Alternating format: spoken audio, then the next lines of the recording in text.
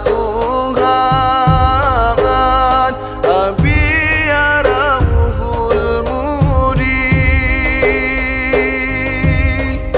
tiap dakwah negara de sumbangan